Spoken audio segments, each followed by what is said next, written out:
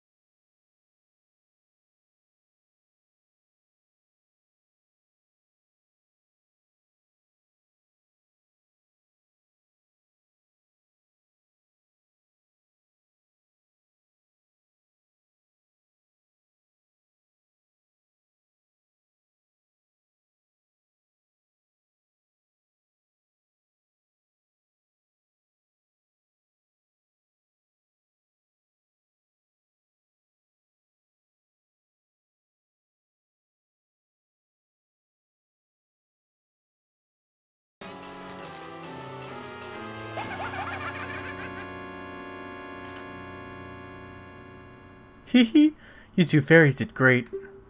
I wonder if he has anything good on him. Huh? This guy. Well, that shouldn't be a problem.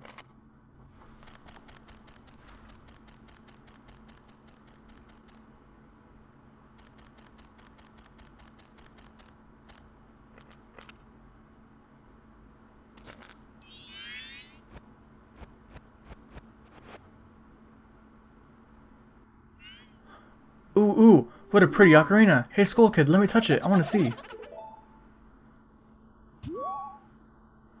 You can't, Tail. What would we do if you dropped it and broke it? No way, you can't touch it. Aw, but sis, why can't I try it out too?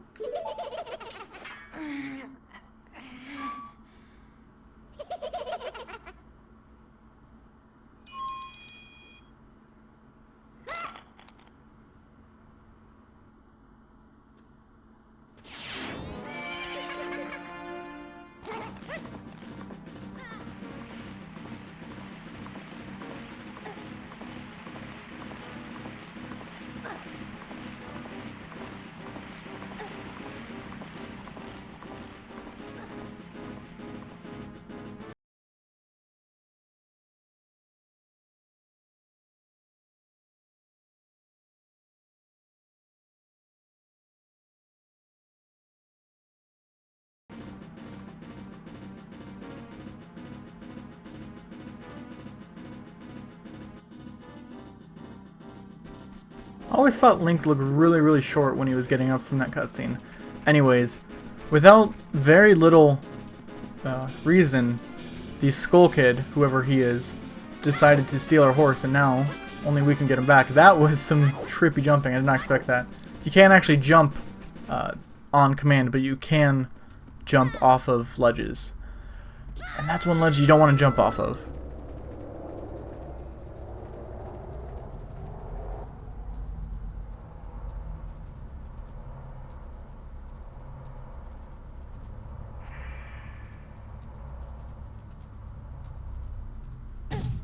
Ow.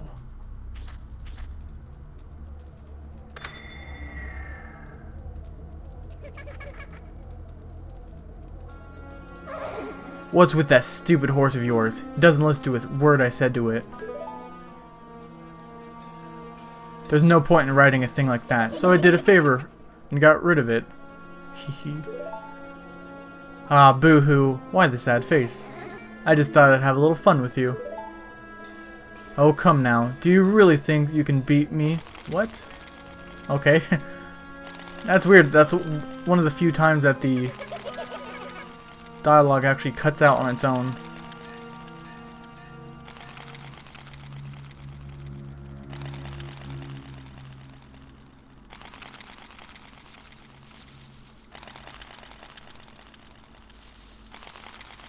This always creeped me out as a kid.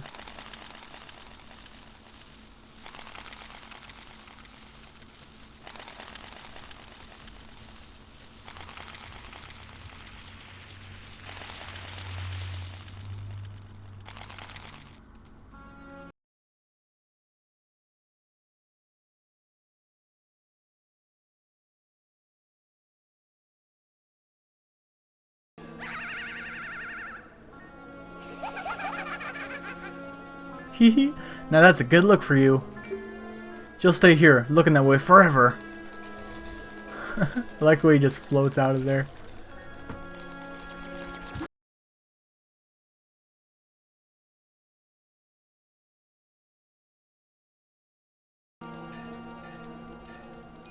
Sis!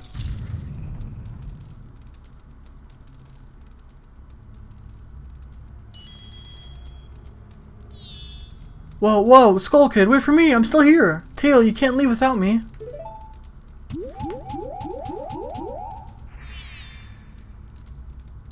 You.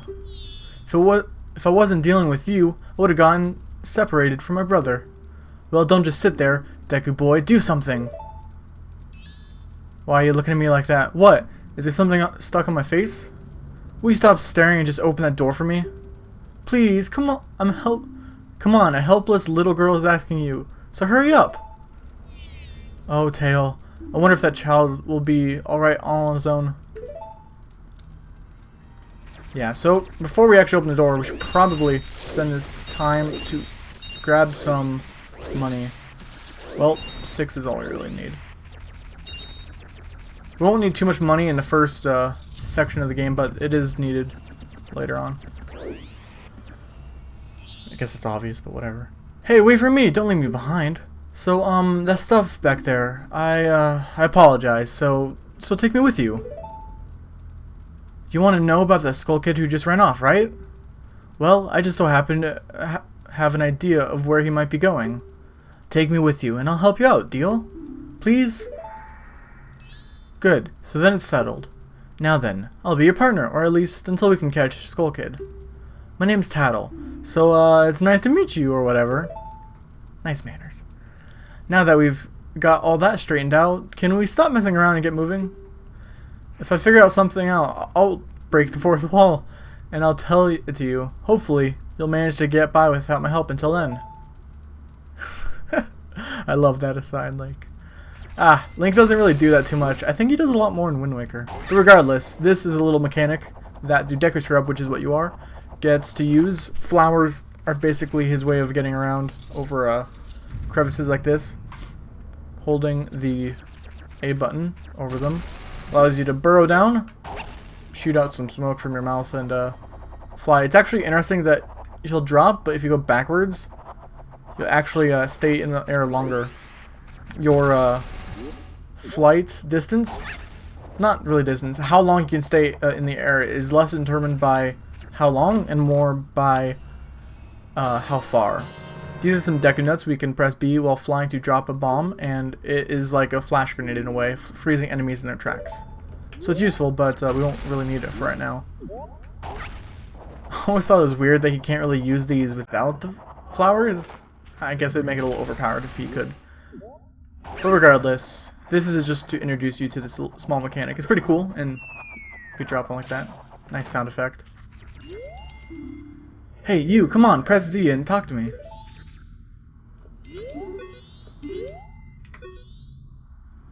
There you go. See, you can do it if you try. When I fly over to people or objects, use Z to look at them so you can talk to them. Use Z targeting to talk to people even if they're far away. Or if there's no one to target, you can use it to look straight ahead. But enough of that. Come on and check it out. Alrighty. This tree is actually quite interesting. It's strange, but the way you look right now sort of looks like this tree. It looks all dark and gloomy, almost like it could start crying any second now. How sad. Yeah, there's a okay, thank you, Tattle. I wasn't trying to look at that. Anyways, there is a strange background to that guy.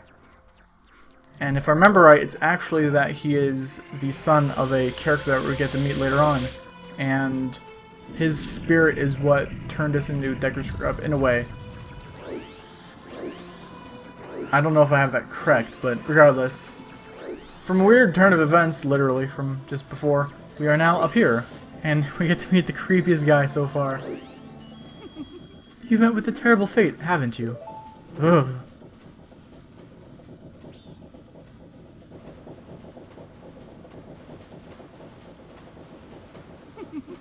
I own that happy mask shop. I travel far and wide in search of masks. During my travels, a very important mask was stolen from me by an imp in the woods. So here I am at a loss, and now I've found you. Now don't think me rude, but I've been following you. For I know of a way to return you to your former self. If you can get back the precious item that was stolen from you, I will return you to normal. In exchange, all I ask is that you also get back my precious mask that was stolen from me by the imp. What? Is that not a simple task? Why, to someone like you, it should by no means be a difficult task. Except, the one thing is, I'm a very busy fellow, and I must leave this place in 3 days. How grateful I would be if you could bring it back to me before my time here is up. But yes, you'll be fine. I see you are young and have tremendous courage. I'm sure you'll find it right away. Well then, I am counting on you. Oh, he's creepy and weird and I don't like him. But if you look at the back here, you can see he actually killed Mario to get that mask. Yeah. That's not cool. Anyways, with a small push of a door, we get to see we're down to the first day. 72 hours remain. That is a key feature of this game that I'll explain in a bit. But this is South Clocktown, the main hub of this game.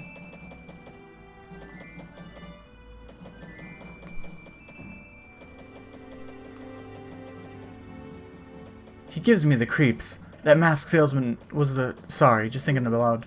But 3 days? Even if we never sleep, that leaves us with a measly 72 hours. Talk about demanding. Well, don't just stand there. We're going to see the Great Fairy. Look, you want to find the Skull Kid, don't you? The Great Fairy will know what he's up to. She watches over everything.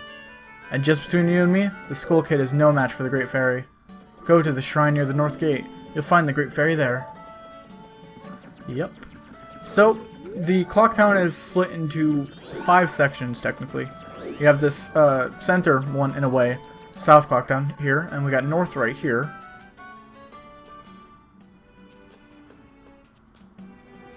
North Clocktown.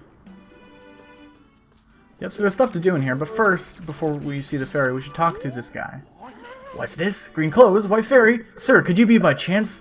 Could you be a forest fairy? Oh my. My name is Tingle. I think I am the same as you, sir, a forest fairy. Alas, though I am already aged 35, no fairy has come to meet me yet. My father tells me to grow up and act my age, but why? I tell you, Tingle is the very reincarnation of a fairy. So silly now. It was a simpler time back when this game was made. Now while I stand here waiting for a fairy of my own, I sell maps to help out my father. Lucky, lucky. You're so lucky to have a fairy. I know. We should be friends. Yes, in exchange, I will sell you a map for cheap as a sign of my friendship. Will you buy one of Tingle's maps?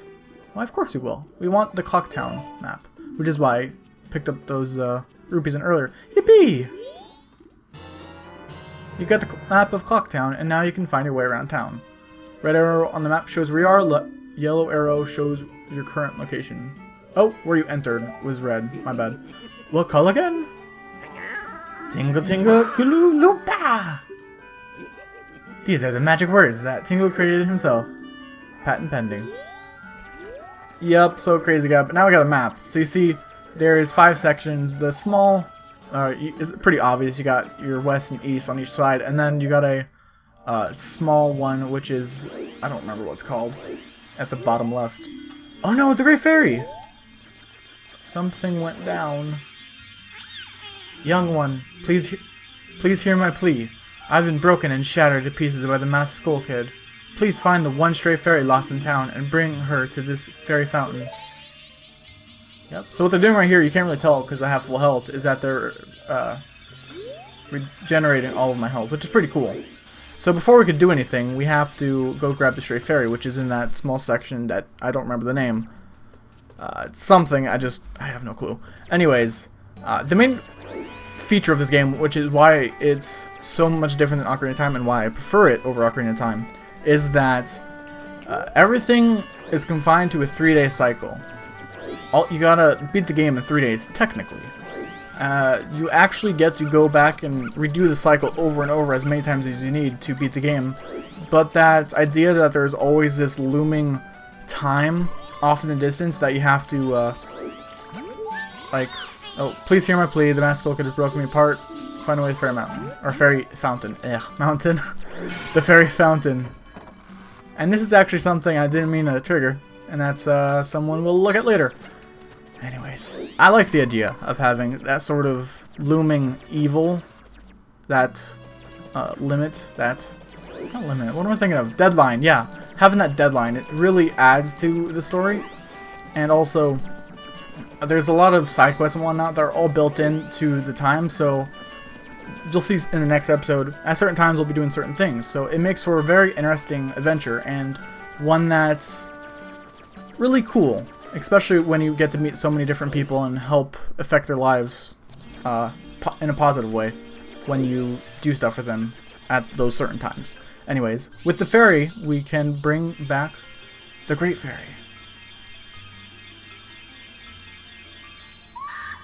Yeah, that scream, those triangle boobs, the weird eyeliner, or not, is that eyeliner? Whatever. Ugh, it's just odd. Tattle. And you, young one of the altered shape, thank you for returning my broken and shattered body to normal. I am the Great Fairy of Magic. I thought that masked child was helping me, and I grew careless. All I can offer you now is this. I shall grant you magic power as a sign of my gratitude. Please accept it. So yeah, she's not creepy at all. I just think if she had more polygons, maybe she wouldn't look so weird. But regardless, she helps us out by giving us magic, which is not super important, I think. I mean, in other games, I think you could go the whole game without it, or at least for a time. But yeah, we gain magic. You've been granted magic power. In your current form, press B to shoot bubble blast. Press and hold B to blow a big bubble. Release B to shoot. And replenish your magic with jars and potions. The man who lives in the observatory outside of town may know of the Skull Kid's whereabouts, but be careful. You must not underestimate that child's powers, kind young one. If ever you are returned to your former shape, come see me. I shall give you more help. Yep. So, another creepy laugh, and our our errand here is done. We have helped the Great Fairy. And while it's weird that we need all this magic power just so we can do this next thing, helping this kid out, it's needed. So in the next one, I'm ending the episode here. In the next one, we will try to return to our former self and take out the Skull Kid and all that, but you know, one step at a time. So I hope you enjoyed this episode, and I hope to see you in the next one. Goodbye. My name is Sam. Have a nice day.